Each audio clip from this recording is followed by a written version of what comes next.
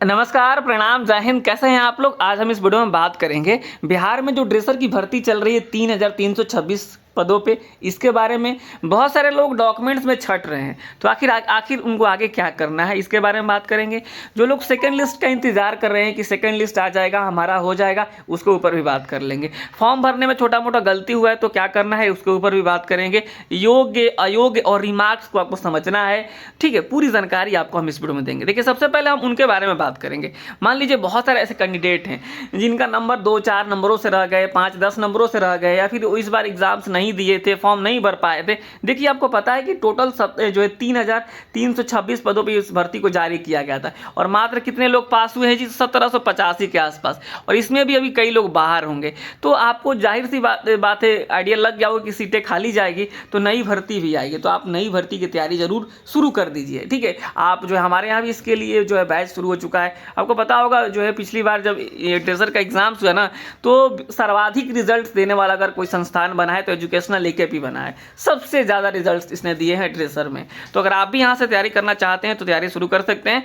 यहाँ पे देखिएगा, ये हमारे यहाँ जो बैच शुरू है, जिसमें इस बार हमने क्या कहा है कि टॉपिक वाइज 50 टॉपिक जो है वाइज टेस्ट हमने फ्री कर दिया है। तो ये जो है, आप जो है ड्रेसर का नया बैच आप ज्वाइन कर सकते हैं, जिसका नाम है ड्रेसर टारगेट 2026, ठीक है। तो ये पूरी की पूरी जानकारी है। तो चलिए, हम जो है, जो लोग यानी ज्वाइन करना चाहते हैं उनको प्ले स्टोर से एजुकेशनल एकेपी डाउनलोड करना होगा। एजुकेशनल एकेपी, ठीक है।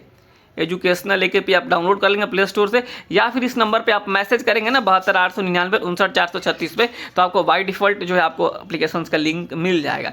चलिए, हम आगे बात कर लेते हैं और आपको पूरी जानकारी देते हैं। सबसे पहले हम बात करेंगे कि जो है योग्य अयोग्य और रिमार्क्स को लेकर के। देखिए, अगर आपका सारा डॉक्यूमेंट सही है ना, सारा डॉक्यूमेंट सही है, तो आपके जो है डॉक्यूमेंट्स में, और जो है एक बात और इसमें हम बताएंगे, ध्यान से समझिएगा कि जो है 0.75 से गुणा करने के बाद से कितना नंबर आना चाहिए।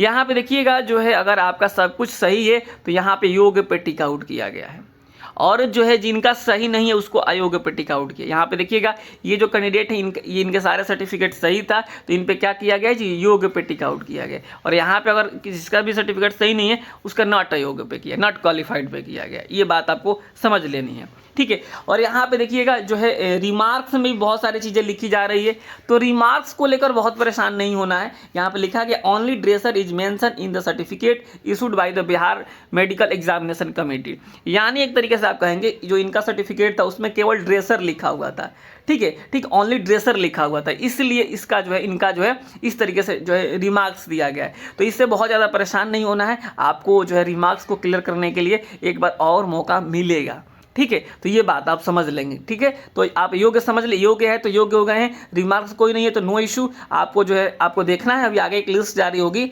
उसमें जो है बहुत सारी चीज़ें क्लियर होगी। एक तरीके से आप कहेंगे स्कूटनी वाला होगा, एक तरीके से कहेंगे कि या स्कूटनी कहेंगे, या इन द सेंस एक बार लिस्ट ही जारी कर देगा BTSC कि जाकर आप लोग चेक कर लीजिए कि आपने जो डॉक्यूमेंट्स दिया है उसको हमने चेक कर लिया है, उसका क्या स्टेटस है। क्लियर है ये बात है। इसमें एक और बात हम बता देते हैं कि देखिए, ये जो आप ध्यान से देखेंगे, इनका जो नंबर कितना मिला था, 51 नंबर मिला है। तो अब कई कैंडिडेट परेशान हो जा रहे हैं कि जो 51 नंबर तो हमें जो है मिला है, लेकिन यहाँ पे जो है मल्टीप्लाई करके हमारा 38 पॉइंट जो है 2820 कर दिया गया, ठीक है। मान लीजिए कोई जनरल कैटेगरी कैंडिडेट है, उसका जो है 40 आना चाहिए और इनका 38 आ रहा है, तो क्या इन्हें फेल कर दिया जाएगा? ऐसा बात नहीं है। आपको इस पर ध्यान नहीं देना है, इस पे ध्यान नहीं देना है, आपको ध्यान इस पे देना है, बस इस पे ध्यान देना, यही आपका जो है रियल मार्क्स है। इसके ऊपर आप जाएंगे तो आप कंफ्यूज हो जाएंगे। तो यहाँ पे आपका 38 आ रहा हो, 28 आ रहा हो, 22 आ रहा हो, 20 आ रहा हो, 15 आ रहा हो, जो भी आ रहा हो, इधर आपको नहीं जाना है। अगर यहाँ पे ये वाला नंबर आपको देखना है, ठीक है। और रिमार्क्स जो दिया गया है उसको लेकर आपको आगे मौके मिल सकते हैं। अब हम आ जाते हैं आगे बढ़ करके। मान लीजिए कि बहुत ऐसे कैंडिडेट हैं, ठीक है, बहुत ऐसे कैंडिडेट हैं जिनका जो सर्टिफिकेट इशू डेट है, यहाँ पे आप देखिएगा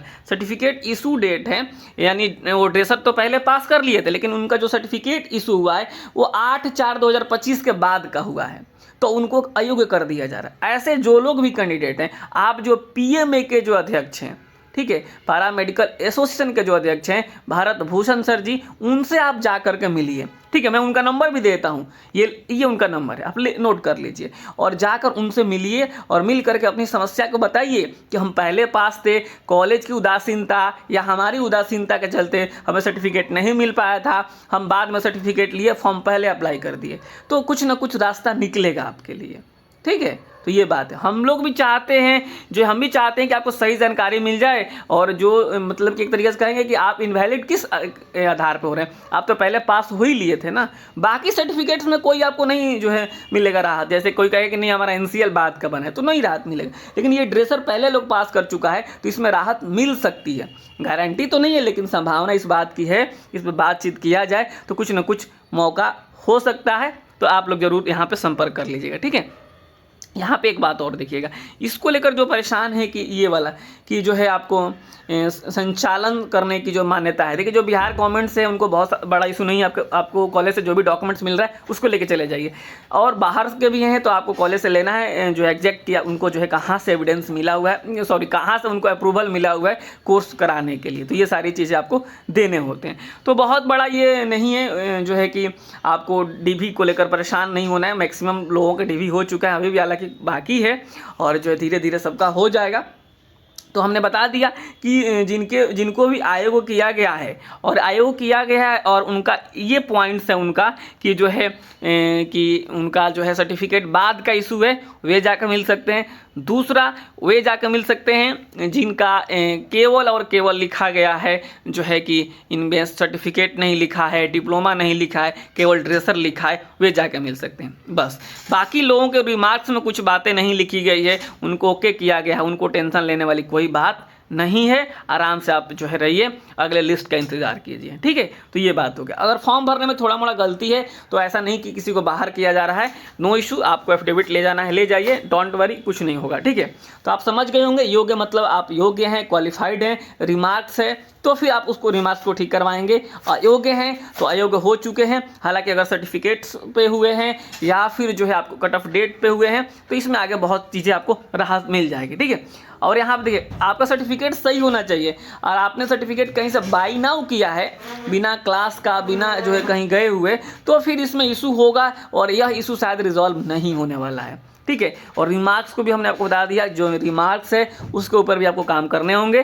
ठीक है, जो रिमार्क्स है उसके ऊपर, तो ये सारी चीज़ें थी जो आपको हमने बताई कि ड्रेसर में भी बहुत कुछ होना बाकी है, यानी एक तरीके से आप कहेंगे जो रिमार्क्स है उनको ठीक करवाना, ठीक आगे आपको मौका दिया जा सकता है। ठीक है, और साथ ही साथ जो है ड्रेसर भर्ती को लेकर भी आपको पता है कि जब इतनी सीटें खाली है तो नई भर्ती आनी ही है। ठीक है, तो आई थिंक आप लोगों को पूरी जानकारी मिल गई होगी ड्रेसर को लेकर के।